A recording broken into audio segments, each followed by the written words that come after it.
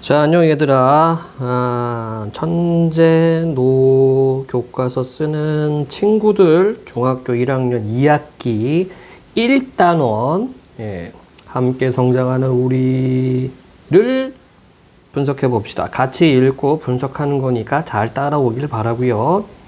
자, 챕터가 나를 키우는 문학 그리고 삶이 담긴 글쓰기 요딱으로 되어 있습니다. 자, 빠르게 보도록 하겠습니다. 길면 지겨우니까. 자, 페이지 넘겨봅시다. 페이지 넘겨보고요. 자, 이제 활동도 이렇게 학습 요소가 있는데 사실은 요런 게 중요한 겁니다. 요런 게. 그래서 2단원의 학습 요소, 인간의 성장을 다룬 문학 작품 읽기. 그리고 문학 작품과 관련지어 자신의 삶 성찰하기, 인물의 깨달음과 보편적인 삶의 가치 이해하기 요딱으로 되어 있고, 삶이 담긴 글쓰기는 삶의 경험을 바탕으로 글을 쓰는 방법, 요 글 쓰는 방법 요거를 알아야 되겠고, 삶과 경험을 바탕으로 감동이나 즐거움을 주는 글쓰기, 다른 사람이 쓴 글을 읽고 삶과 경험 공유하기 요렇게 되어 있네요. 자, 또 넘어갑니다. 자, 그래서 나를 키우는 문학 이렇게 되어 있습니다. 여긴 뭐 쓸데없는 내용들이 있으니까 그냥 넘어갈게요. 바로 본문 보도록 하겠습니다. 왜 이렇게 안 나와? 자, 딱지 시가 있네, 시. 자, 여러분들 이제 시를 어떻게 읽어야 되냐면 아주 간단하게 읽는 방법을 알려줄게. 시는 정서를 먼저 파악하면 된다. 정서라고 하는 것은 자, 시의 목소리를 뭐라고 하냐면 화자라고 해요, 화자. 그래서 정서는 화자의 기분이야, 기분. 그래서 요 기분을 찾아주면 돼요. 그리고 이 기분을 찾았잖아. 그러면 그 기분이 왜 그렇게 되었는가? 슬프다, 왜 슬프냐? 기쁘다, 왜 슬픈가? 이렇게 찾아주면 되고, 그 다음에 표현 기법들 여러분들이 찾아주면 되겠습니다. 표현 기법에는 굉장히 여러 가지가 들이 있는데, 보통 비유법, 그리고 대꾸법, 그리고 또 뭐가 있나? 의인법. 의인법은 비유법이 들어가죠. 대꾸법이 있고, 그다음에 반어법, 그다음에 서리법, 그리고 도치법, 그리고 역설법. 보통 요렇게 6가지가 있다. 아직 여러분들이 요게 잘 무엇인지 잘 모를 거예요. 그러면 시를 어떻게 읽으라고? 요렇게만 봐도 돼.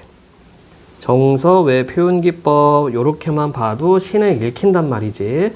그러면 표현기법에 대해서 좀 더 자세하게 설명을 하겠습니다. 빠르고 자세하게. 자, 먼저 비유법. 비유라고 하는 것은 뭐니? A라는 대상을 다른 대상에 빗대어 표현하는 게 비유법이다. 그렇죠? 그래서 비유법에는 뭐가 있어? 직유가 있고. 자, 직유는 어떻게 하는 거야?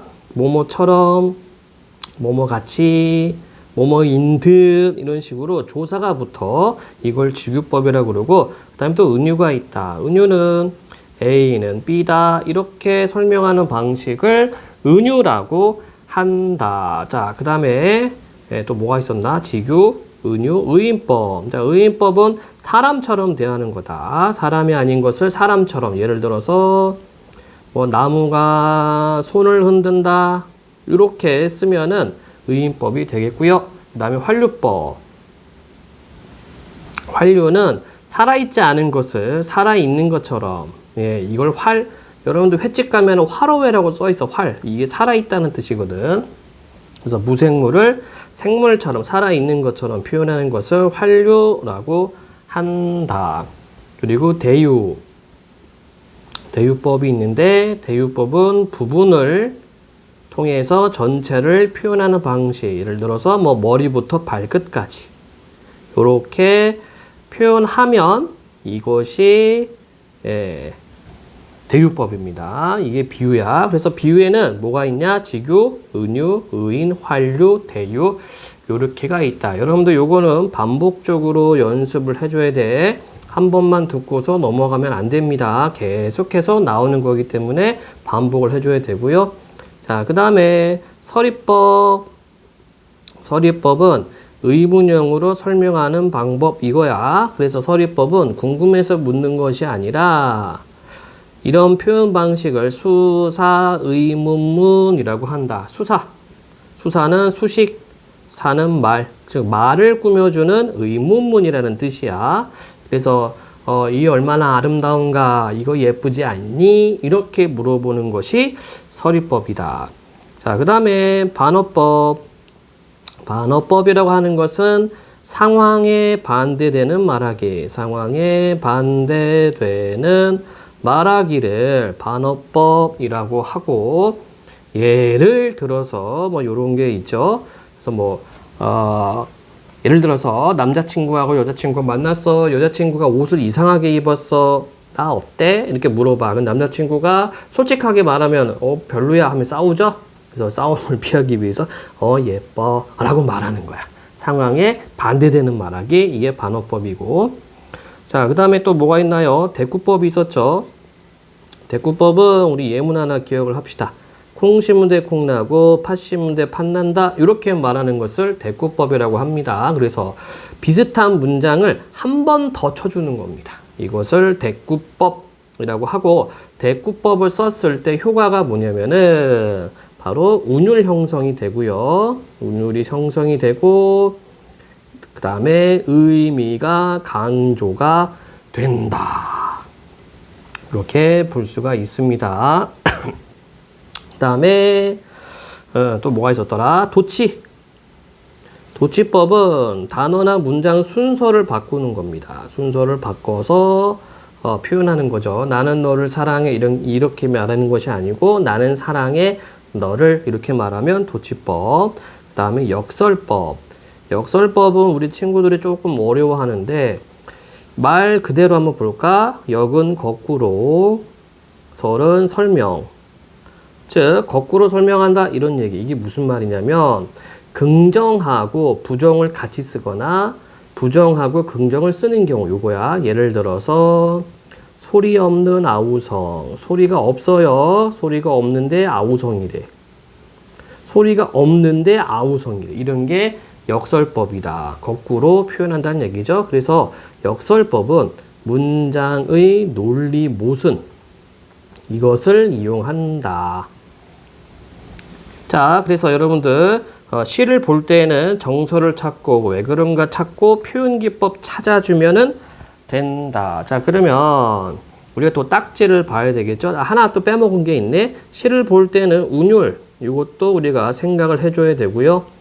운율은 반복되는 거 찾으면 되는 거야. 그래서 뭐가 반복되느냐? 시어 반복, 식구 반복, 그 다음에 또 문장도 반복이 되겠죠. 연 반복, 이렇게 반복되는 애들이 있어. 요거 찾아주면 되는 거고, 그 다음에 어미가 반복될 수도 있고, 네, 그리고 글자 수가 반복될 수가 있어요. 글자 수 반복. 그 다음에 어떤 그 의미 단위가 반복될 수도 있고, 그 다음에 글자 위치가 반복될 수도 있다. 그래서 글자 수를 반복하는 것을 음수율이라고 하고, 여기는 암기 파트예요. 의미 단위를 반복하는 것을 소리음, 보따리, 반복, 음보율이라고 하고, 글자 위치를 반복하는 것을 소리음, 위치, 반복, 음이율이라고 한다. 자, 그래서 여러분들 시를 볼 때는 뭐가 반복되는가, 요걸 따져주면 되고요. 그 다음에 한 가지 더 추가. 심상도 정리를 해주면 되는데, 이 심상이란 말은 똑같은 말이 이미지, 똑같은 말이 감각이다. 그래서 심상, 이미지, 감각 다 똑같은 말이고, 시에서 얘네들이 어떻게 나오나? 시각, 청각, 후각, 미각, 촉각, 이렇게 돼 있죠. 이거는 사람이 느낄 수 있는 5가지 감각이 되는 것이고, 그 다음에 공감각, 감각이 전이 되는 걸 공감각이라고 한다. 자, 이게 기본이에요. 이게 시의 기본. 그럼 딱지를 보자. 제목 딱지. 나는 어릴 때부터 그랬다. 자, 나라고 하는 표면적 화자가 드러나 있네. 화자가 겉으로 드러나 있습니다. 이것을 표면적 화자라고 한다.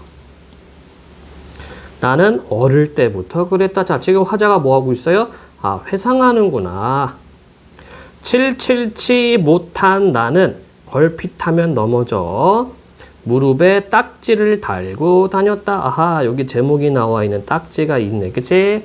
그러니까 과거에 나는 어때요? 777 못했어요. 그래서 잘 넘어졌어. 그 흉물 같은 딱지가 보기 싫어. 손톱으로 득득 긁어 떼어내려고 하면 아버지는 그때마다 말씀하셨다. 자, 그러면 여기는 딱지에 대한 나의 태도예요. 그쵸? 어떻다? 이 딱지를 싫어요. 그런데 아버지가 그때마다 말씀하셨어. 딱지를 떼어내지 말아라. 그래야 낫는다. 자, 그래서 딱지에 대한 태도가 나와 아버지가 다르네. 나는 떼어버리려고 했는데 아버지는 떼지 말라고 한다. 아버지 말씀대로 그대로 놓아두면 까만 고약 같은 딱지가 떨어지고 고약. 자, 고약이 뭔지 모르죠? 한번 그림으로 살펴보자. 자, 그림 나와 있어요. 요런 걸 고약이라고 그러고 요게 종기 치료 또는 뭐 상처 치료할 때 요걸 꼭 파스처럼 이렇게 붙여요. 까매. 이걸 고약이라고 한다. 자, 다시 보면 까만 고약 같은 딱지가 떨어지고 고약 같은 자, 지규법 들어갔네. 고약 같은 딱지가 떨어지고 딱정벌레 날개처럼 여기도 지규 딱정벌레 날개처럼 하얀 새살이 돋아나 있었다. 자, 그러면 고약 같은 딱지 원관념은 뭐니? 딱지가 되겠죠. 그치? 딱정벌레 날개 자, 원관념이 뭐니? 하얀 새살이 되는 거죠. 새살이 돋아나 있었다. 상처 회복. 지금도 자, 현재네, 현재. 자, 과거 회상하다가 다시 현재. 지금도 777 못한 나는 사람에 걸려 넘어지고 부딪히며 마음에 딱지를 달고 다닌다. 뭔가 내용이 달라졌다. 자, 여기 줄친 데까지는 과거에 딱지에 관련된 이야기 했다가 현재에 와서도 딱지에 관련된 이야기를 하는데 그 딱지는 어떤 딱지? 마음의 딱지. 자, 그래서 마음에 상처를 입었다는 얘기네. 마상 입었어. 그때마다 그 딱지에 아버지의 말씀이 얹혀진다. 딱지를 떼지 말아라. 딱지가 새살을 키운다. 자, 그럼 여기서 말하는 새살은 뭘 의미합니까? 어떤 마음의 성장, 회복, 뭐 이런 걸 의미하겠다. 그쵸? 뭐 정신적 성장도 여기에 들어갈 수 있겠다. 그래서 이 시적 하자는 뭐예요? 어른이 된 다음에 다른 사람들한테 마음의 상처를 받게 되면 과거에 아버지의 말씀을 떠올려서 어떤 이렇게 어떤 정신적인 성장, 마음의 성장을 이루려고 노력한다는 얘기가 되겠습니다. 자, 이렇게 해서요, 시를 분석하면은 된다는 얘기입니다. 그래서 과거의 경험을 바탕으로 현재 사람들한테 받은 마음의 상처를 이겨내려고 하는 화자의 모습이 드러난다. 자, 다음 페이지. 그래서 시 딱지에 나타난 성장 과정, 어린 시절의 나, 자주 넘어져서 무릎에 딱지가 생기고 딱지를 떼어내려고 했어요. 현재의 나, 딱지가 새살을 키운다는 아버지의 가르침을 이해합니다. 아버지, 딱지를 떼지 말아라. 그래야 낫는다. 자, 작품 정리 한번 해볼까요? 핵심 정리. 이 시는 자유시, 서정시. 자유시라는 것은 자유롭게 시를 썼다는 얘기야. 뭐 행갈이나 연 구성을 작가 마음대로 했다는 얘기고, 그 다음에 서정시. 서정이라는 말은 정서 표현. 그래서 아까 얘기한 것처럼 우리가 시를 볼 때 화자의 마음, 화자의 기분이 어떤가 이거를 파악해라. 우리가 보는 시는 서정시이기 때문에 성격, 회고적, 교훈적. 자, 주제는 성숙한 삶을 위한 성장 과정. 시련을 극복하고 성장해 가는 인생의 과정. 특징. 딱지가 생기고 상처가 회복되는 과정을 인간의 내면적 성장 과정에 빗대어 표현했다. 그래서 유추라는 말을 우리가 쓸 수 있어요. 유비추리.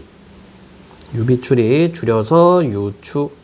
비슷한 상황을 빗대어서 설명하는 겁니다. 그래서 어렸을 때 딱지가 생겼고 아버지가 떼지 말라고 말씀하신 것처럼 이제 커서 어른이 된 다음에 사람들한테 받는 마음의 상처를 극복하려고 하는 것과 빗대어서 표현한 거죠. 자, 일상에서 쉽게 접할 수 있는 딱지라는 소재를 활용하여 삶의 깨달음을 전했다. 좋습니다. 다음 페이지. 자, 학습활동 쭉쭉 읽어갈게요. 시에 드러난 깨달음을 생각해보자. 어린 시절 나와 아버지가 딱지를 대하는 태도를 비교해보자. 자, 어린 시절에 나는 어때요? 흉물 같은 딱지를 보기 싫어했고 딱지를 손톱으로 긁어서 떼어내려고 했습니다. 아버지는 떼지 말아라. 그래야 상처가 낫는다. 그리고 상처가 회복되고 새살에 돋는다. 그래서 태도가 다르네. 자, 시에서 딱지가 무엇을 의미하느냐? 자, 넘어져서 무릎에 생긴 상처가 낫는 과정, 사람들로 인한 마음의 상처가 회복되는 과정, 인생에서 겪는 시련과 고난을 이겨내는 과정, 이게 바로 딱지가 되겠습니다. 세 번째, 지금의 나가 아버지의 말을 떠올리며 얻은 깨달음. 자, 딱지를 떼지 말아라. 딱지가 새살을 키운다. 이렇게 해놨습니다. 자, 그러면 이때 새살이라는 것이 과연 뭐예요? 바로 이렇게 연결할 수가 있겠다. 이렇게도 연결할 수 있을 것 같아요. 새살은 인간관계에서 받은 마음의 상처이자 성숙한 삶을 위한 성장 과정. 그래서 이 작품을 통해서 우리는 보편적인 삶의 가치를 얻을 수가 있다. 인간은 상처를 입고 회복하는 과정에서 더욱 성장할 수 있음. 자, 넘어가겠습니다. 시를 읽고 느낀 점을 바탕으로 나의 삶을 성찰해보자. 다음과 같은 경험을 한 적이 있는지 말해보자. 사람에게 걸려 넘어지고 부딪히며 마음에 딱지를 달고 많죠. 이거는 뭐 친구들끼리 싸우다가 뭐 서로 이렇게 마음 상하는 경우가 많습니다. 자, 요거는 패스할게요. 패스. 자, 다음은 이제 공작나방. 헤르만 헤세. 자, 우리가 읽기 연습했던 친구들은 공작나방 이미 다 읽어봤을 겁니다. 자, 내용 쭉쭉쭉쭉 읽어가면서 보도록 하자. 소설은 어떻게 봐야 되냐면 인물, 행적 잘 따져야 되고 그 다음에 인물의 심리가 어떠한지, 생각을 어떻게 하고 있는지 요게 중요하다. 자, 보겠습니다. 자, 근데 이거는 액자식 구성으로 되어 있죠. 이 작품의 특징이 액자식 구성. 액자식 구성은 이런 식으로 되어 있고 외화라고 해요. 외화, 바깥 이야기. 그 다음에 내화, 안의 이야기. 이렇게 되어 있다. 자, 쭉 읽어갑니다. 모처럼 나를 방문한 친구 하이니의 모가 저녁 산책을 마치고 돌아와 서재에서 함께 이야기를 나누고 있었다. 자, 그래서 바깥 이야기에서의 서술자는 나. 그렇죠? 그런데 안의 이야기에서의 서술자는 하이니 모가 되는 거죠. 그치? 해는 저물고 있었다. 창문 너머로는 가파른 언덕으로 둘러싸인 호수가 어둠 속에서 희미하게 보였다. 마침 내 어린 아들이 밤 인사를 하고 나가자 우리는 자연스럽게 아이들과 어린 시절의 기억에 관한 이야기를 시작했다. 아이들이 생기고부터는 어릴 때 좋아하던 취미들을 다시 생생하게 되살아나더군. 그래서 한 1년 전부터 나는 나비 수집을 새로 시작했다네. 한번 보겠나? 그에게 보여주려고 종이상자 몇 개를 가지고 돌아 열어봤을 때는 나비가 보이지 않을 정도로 날이 어두워져 있었다. 램프를 찾아 불을 켜자 희미하던 창밖의 풍경은 어둠 속에 묻혀버렸다. 자, 이렇게 시간이 경과가 되는 거죠. 저녁에서 이제 밤으로 시간이 변하고 있다. 그러나 상자 속의 나비는 밝은 램프 불 아래 빛나는 자태를 드러내었다. 우리는 고개를 숙이고 그 고운 빛깔을 가진 형상들의 이름을 하나하나 불러가며 천천히 살펴보았다. 여기 이건 노란 밤나방이라네. 내가 말했다. 학명은 풀미네아라고 하는데 이곳에서는 매우 드문 종이지. 자, 여기 학명이 되어 있죠. 학명이라고 하는 것은 뭐냐면은 학자들이 그 연구를 하기 위해서 이름 붙인 것. 이게 학명이고요. 학명은 모든 연구자들이 공통적으로 쓰는 이름입니다. 풀미네아 이렇게 되어 있네. 다음 페이지. 하이니 모는 핀에 꽂혀있는 나비 중 한 마리를 상자 속에서 조심스럽게 꺼내어 날개 아랫부분을 살펴보았다. 그가 말했다. 참 이상하지. 나비를 볼 때만큼 어린 시절의 기억을 불러일으키는 거 없으니 말이야. 그는 나비를 다시 제자리에 꽂고 상자 뚜껑을 덮으며 말했다. 잘 봤네. 약간 딱딱한 어조로 이렇게 말하는 그에게 그 추억은 별로 달갑지 않은 것처럼 보였다. 암시죠, 암시. 예. 암시가 뭐니? 그러니까 이 나비와 하이니 모가 나비와 얽혀있는 어린 시절의 이야기가 있다는 것을 미리 좀 이렇게 살짝 내비칩니다. 이런 것을 암시라고 하지. 자네의 수집판을 자세히 보지 않은 것을 기분 나쁘게 생각하지 말아주게. 그가 말이다. 나도 어릴 때 비슷한 것을 가지고 있었지. 그때의 기억이 떠올라서 기분이 좀 상했다네. 창피하긴 하지만 그 이야기를 들려주지. 그가 램프 덮개를 열어 담뱃불을 붙이고 나서 다시 램프 위에 갓을 씌우자 우리의 얼굴은 어슴푸레해졌다. 자, 여기 램프 덮개 뭐 이렇게 되어 있죠? 램프가 뭔지 한번 그림 한번 보고 오겠습니다. 자, 보통 뭐 요런 것들을 램프라고 그래요. 램프. 옛날에는 여기 이제 기름을 넣고 이렇게 불을 피우니까 이거 뚜껑을 열고 뭐 거기다 담뱃불도 붙이고 뭐 이렇게 했어요. 이런 게 램프. 자, 계속 보겠습니다. 그러고 나서 그가 열려있는 창문 곁으로 앉아 조금 야위고 길쭉한 그의 얼굴은 거의 어둠 속에 묻혀버렸다. 내가 담배를 피우는 동안 밖에서는 멀리 들려오는 개구리 울음소리가 밤을 수놓았고 내 친구는 다음과 같은 이야기를 들려주었다. 자, 바로 요 부분이 뭐니? 요 부분이 외부 이야기에서 내부 이야기로 들어가는 겁니다. 아까 액자식 구성이라고 얘기를 했어요. 자, 발단 2. 자, 이때 나는 누구? 자, 외부 이야기에서 하인, 니히, 모오가 되겠죠. 예, 그 하인, 니히, 모오가 내부에서는 1인칭인 나가 됩니다. 내가 나비를 잡기 시작한 건 8살인가 9살 때쯤이었을 거야. 처음엔 별로 열심히 할 것도 없이 다른 애들이 다 하니까 나도 해보는 정도였지. 그런데 10살쯤 된 두 번째 여름에는 나는 완전 유희는 놀이, 유희에 취미가 생겨서 이 때문에 다른 일은 전혀 돌보지 않게 되었다네. 주위 사람들은 내가 그것을 못하도록 말리지 않으면 안 되겠다고 걱정을 할 정도였어. 나비를 잡는 데 열중하면 학교 수업 시간도 점심도 잊어버리고 탑시계가 우는 것도 귀에 들어오지 않았지. 학교를 쉬는 날은 빵 한 쪽을 호주머니에 넣고는 아침 일찍부터 밤늦게까지 끼니 때에도 돌아오지 않고 뛰어다니곤 하였다네. 자, 나비 잡는 것에 아주 열중하는 하이니 모의 모습입니다. 지금도 아름다운 나비를 보면 이따금 그때의 열정이 몸에 스미는 듯 느껴진다네. 그럴 때면 나는 잠시 어린아이만이 느낄 수 있는 뭐라고 표현할 수 없는 황홀한 심정에 사로잡히곤 하지. 그 소년 시절에 처음으로 노랑나비를 찾아낼 때 그때의 기분 그대로를 느낄 수 있는 것이야. 또 그럴 때면 호련히 어린 날의 무수한 순간이 떠오른다네. 풀향기가 코를 찌르는 메마른 벌판에 찌는 듯이 무더운 낮과 정원 속의 서늘한 아침과 신비스러운 숲속의 저녁 때 나는 마치 보물을 찾아 헤매는 사람처럼 포충망을 들고 포충 이제 나비나 잠자리 잡는 이를 포충망이라고 하죠. 포충망을 들고 나비를 노리고 다녔어. 그래야 아리따운 나비를 발견하면 특별히 진귀한 것이 아니라도 좋았지. 햇볕 아래 졸고 있는 꽃 위에 앉아서 빛 가리고 온 날개를 호흡과 함께 드러내고 있는 것을 보면 그것을 잡는 기쁨에 숨이 막힐 지경이 되어 가만 다가서곤 했어. 반짝이는 반점 하나하나, 날개 속에 드러난 맥줄 하나하나, 가는 더듬이의 갈색 잔털 하나하나가 눈에 뚜렷이 보이면 그 긴장과 환희란 이루다 말할 수가 없었다네. 그때 그 미묘한 기쁨과 거센 욕망의 교차는 그 뒤엔 자주 느낄 수 없었지. 자, 아까 얘기했던 이제 서술자가 변화가 되는 거죠. 액자식 구성. 자, 다음 페이지입니다.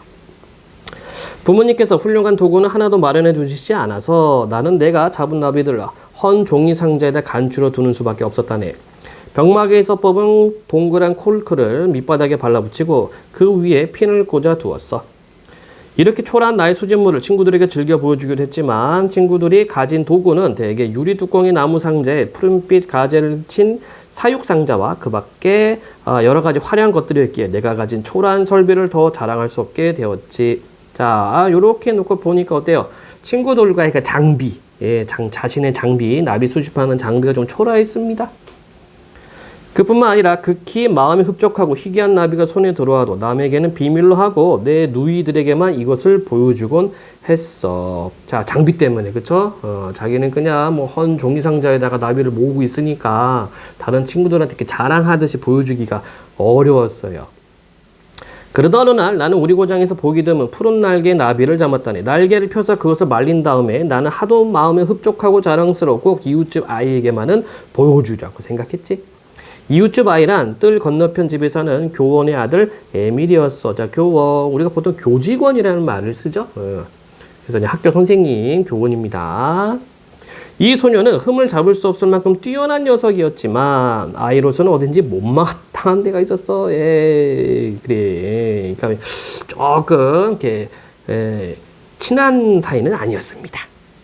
그의 수집물은 그리 대단치는 않았으나 수집물을 깨끗하고 정확하게 정리하는 솜씨만은 놀랄만하였지. 게다가 그는 나비의 날개를 풀로 이어 맞추는 남이 잘하지 못하는 몹시 어려운 기술을 가지고 있었다네. 어쨌든 모든 점에서 그는 모범소년이었어. 그 때문에 나는 그에게 몹시 간탐하면서도 속으로는 그를 미웠던 거지. 그 시기다, 시기. 시기 또는 질투. 요거를 하고 있었던 겁니다. 나는 이 소년에게 푸른 날개 나비를 보여줬다네. 그는 무슨 전문가가 되는 듯이 그것을 감정하고 나더니 희귀한 것임을 자기도 인정하면서 20페니 값은 된다고 하였지. 그러나 그는 이내 트집을 잡기 시작하여 날개를 편 방식이 나쁜다느니 오른쪽 더듬이가 비틀어졌다느니 왼쪽 더듬이가 뻗어 있다느니 그 위에 다리가 2개 떨어졌다느니 하며 제법 그럴듯한 결함을 늘어놨어. 나는 그러한 결점을 그다지 대단한 것이라고 생각하지 않았으나 그의 혹평은 뭐예요? 평가가 좋지 않은 것을 혹평이라고 합니다. 혹평으로 하여 내 푸른 날개의 나비에 대한 기쁨은 다문이 허물어졌고 그래서 나는 2번 다시 그에게 수집물을 보여주지 않았다네. 기분이 상했죠? 자, 그래서 에밀이 이렇게 평가를 했습니다. 이 평가 이유 때문에 다시는 에밀에게 자기의 수집물을 보여주지 않았다. 이틀이 지나서 2년이군요. 2년이 지나서 우리는 꽤 머리가 굵은 소년이 되었는데 그때도 나의 나비 잡는 것에 대한 열정은 변함이 없었어. 그때 이웃집 에밀이 공장 나방을 잡았다는 소문이 퍼졌지. 나는 이 말을 들을 때마다 흥분한 적이 없었다네. 내가 아는 친구 중에는 아직 공장 나방을 잡은 아이가 없었고 나 역시 내가 가진 낡은 책에서 그림으로만 보았을 뿐이었으니까 그 이름을 알면서도 아직 잡아보지 못한 것 중에서 나는 공장 나방을 어느 것보다도 가지고 싶어 했어. 몇 번이고 나는 책 속의 그림을 들여다보았다네. 예, 너무 갖고 싶다. 공장나방, 노란 녀석. 한 친구는 내게 이런 말을 했어. 나무동치나 바위에 앉아있는 이 갈색 나방은 자기에게 새나 다른 짐승이 덤벼들려고 하면 거무스러운 앞날개를 펼치고 아름다운 뒷날개를 드러내 보일 뿐인데 그 빛나는 커다란 무늬가 매우 이상한 모양을 나타내므로 새는 겁을 먹고 함부로 덤비지 못한다고. 자, 여기는 이 공장나방의 모습을 묘사를 좀 해주고 있죠. 에밀이 이 이상한 나방을 가졌다는 소문을 듣고부터 나의 흥분은 절정에 이르러 그것을 꼭 한번 보고 싶어 견딜 수 없었다네. 나는 식사 뒤 틈을 얻어 곧들을 건너서 이웃집 4층으로 올라갔어. 이 4층에 교원의 아들 에밀은 작은아마 제 방을 하나 차지하고 있었는데 그것이 내게는 얼마나 부러웠는지. 자, 그러면은 나는 어때요? 이 하이님 모어는 자기 방이 또 없죠. 방으로 가는 도중에 나는 아무도 만나지 않았어. 문을 두드려 보았지만 아무런 대답이 없었다네. 에밀이 없는 듯해서 문의 손잡이를 돌려보니 문은 잠겨있지 않았어. 어쨌든 실물을 한번 보리라는 생각에 나는 안으로 발을 들여놓았어. 그리고 에밀이 나비를 간직한 2개의 커다란 상자를 살펴보았는데 어느 상자에도 공장나방은 들어있지 않았어. 그런데 문득 날개판에 올려져 있을지도 모른다는 생각이 들어 찾아보니 과연 생각한 대로였지. 갈색 비루도 날개가 길쭉한 종이 쪽 위에 펼쳐진 채 날개판에 걸려 있었어.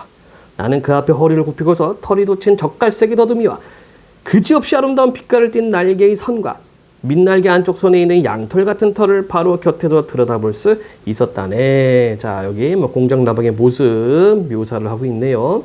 그러나 그 유명한 무늬만은 보이지 않았어. 이때 유명한 무늬가 뭡니까? 새가 겁먹고서 덤벼들지 않는다는 그런 무늬. 자, 그러면 여기서 궁금하죠? 공장나방이 어떻게 생겼는지 한번 보도록 하겠습니다.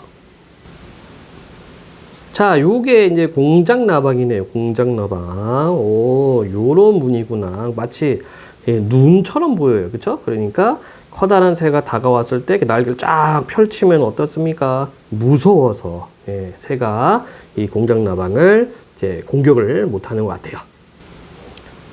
자, 교재 계속 보겠습니다. 종이 쪽에 가려져 있었지. 가슴을 두근거리면서 나는 유혹에 끌려 종이 쪽을 떼어내고 꽂혀있는 핀을 뽑았어. 아, 이러면 안 되는데, 그죠? 주인 없는데 지금 이거 건드리고 있어요. 그러자 4개의 커다란 무늬가 그림에서보다도 훨씬 더 아름답게, 훨씬 더 찬란하게 나의 눈앞에 드러났지. 이것을 본 나는 이 보배를 손에 넣고 싶은 견딜 수 없는 욕망에 그만 난생처음으로 도둑질을 했다네.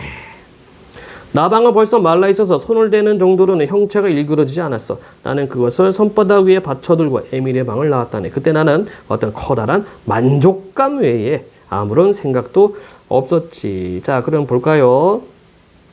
자, 하이님 모의 심리. 자, 공작나방을 발견했다고 했으니까 어떻게 돼요? 호기심. 궁금하죠? 보고 싶어요. 그쵸? 예, 그리고서 공작나방을 에밀의 방에서 봤습니다. 어떻습니까?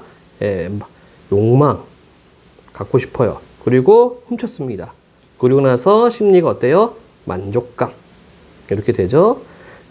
그래서 소설을 우리가 볼 때는 인물의 심리가 어떻게 변해가는가 그거를 꼭 체크를 해놔야 된다. 계속 보겠습니다. 나는 나방을 오른손에 감추고 층계를 내려오는데 그때 아래편에서 위로 올라오는 발소리가 났어. 순간 나는 내가 비겁한 놈이라는 것을 깨달았다네. 자, 이제 만족감에서 이제 비겁한 놈이라고 자책을 한다. 그와 동시에 들키며 어쩌나 하는 무서운 불안에 사로잡혀 나는 본능적으로 나방을 감춘 손을 그대로 양복적으로 주머니 속에다 찔러 넣었어. 그럼 어떻게 돼요? 당연히 망가지겠죠? 그리고 천천히 발을 떼어 놓았어. 그러면서 속으로 해서는 안 되는 일 했다는 부끄러운 생각에 가슴이 서늘해졌지. 자, 무서운 불안. 비겁한 놈이라는 자책과 그 다음 무서운 불안, 그 다음 부끄러운 생각. 나는 이내 올라온 하녀와 어물어물 엇갈려서 가슴이 두근거리고 이마에 땀을 흘리며 침착을 잃고 벌벌 떨며 현관에 우뚝 섰어. 자, 죄책감, 부끄러움, 불안. 이 나방을 가져서는 안 된다. 들 수만 있으면 그 전대로 돌려놓아야겠다. 나는 이런 생각으로 마음이 괴로웠다니. 그리고 혹시 사람의 눈에 뜨이진 않을까 조마조마하면서 날쌔게 발을 돌려 층계를 뛰어올라 1분 후에는 다시 에밀의 방 가운데 서 있었지. 나는 주머니에서 손을 뽑아 나방을 책상 위에다 꺼내놓았지. 나는 그것을 보기 전에 벌써 어떤 불행한 일, 나방이 망가진 거, 불행한 일이 생겼다는 것좀 미리 짐작했었어. 그저 울고 싶은 생각뿐이었지. 자, 괴로워. 자, 심리가 계속 바뀌고 있죠. 다 체크를 해야 됩니다.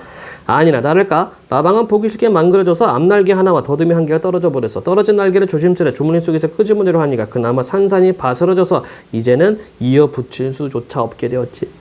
도둑질을 했다는 사실보다도 그 아름답고 찬란한 나방을 내 손으로 망가뜨렸다는 사실이 나로서는 더 괴로운 일이었다네. 괴로움.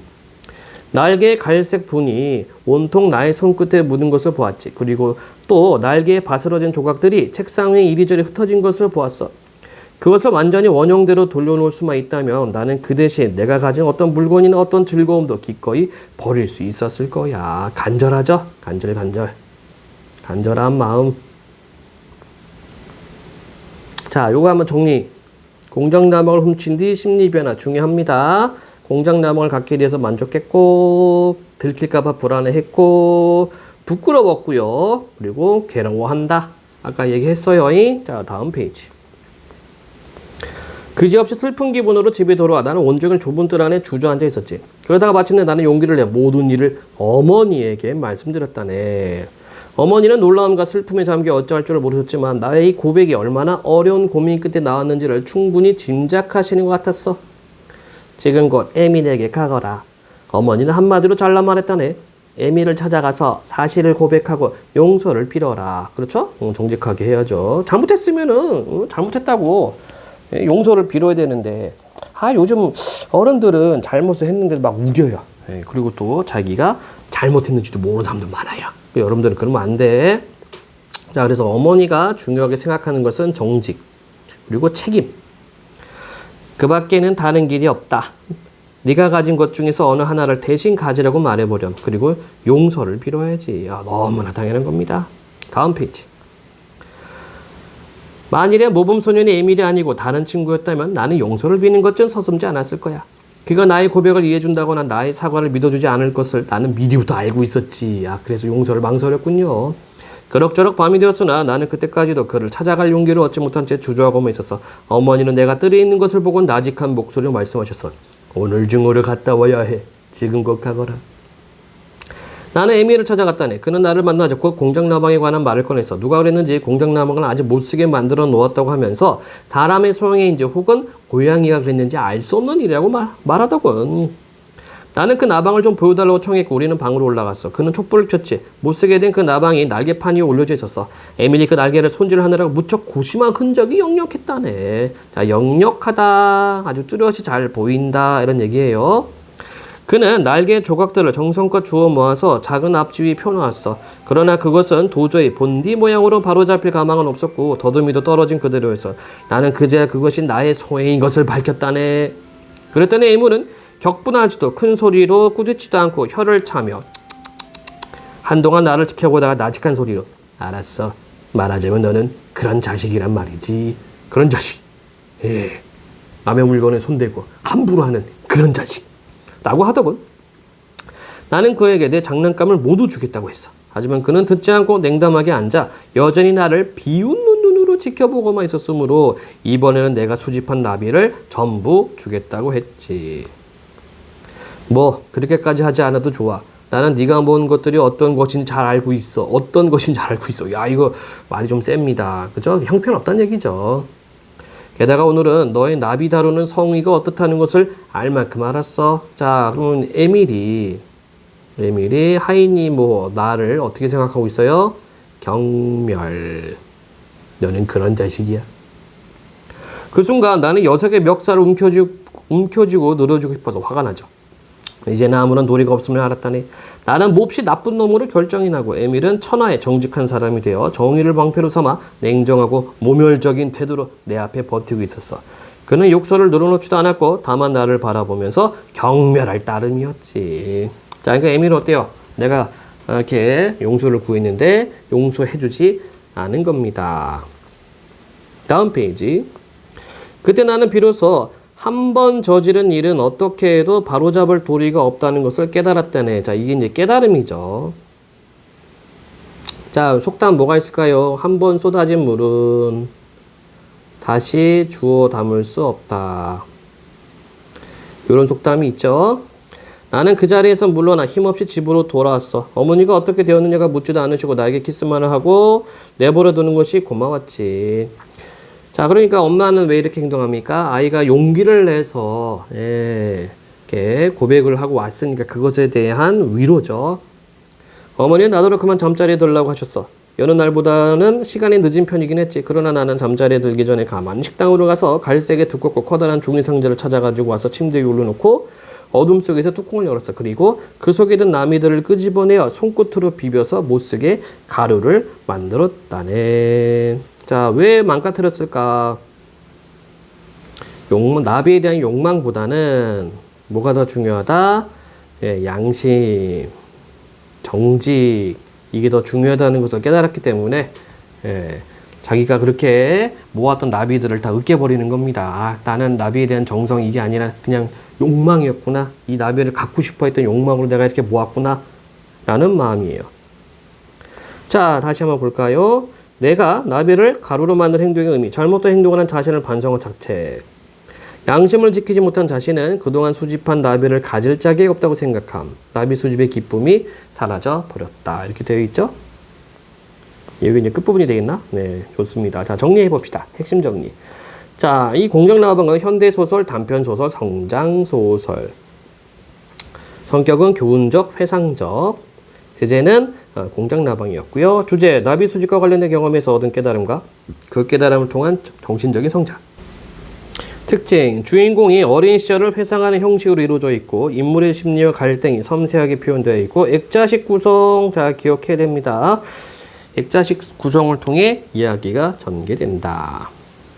좋습니다. 다음 페이지.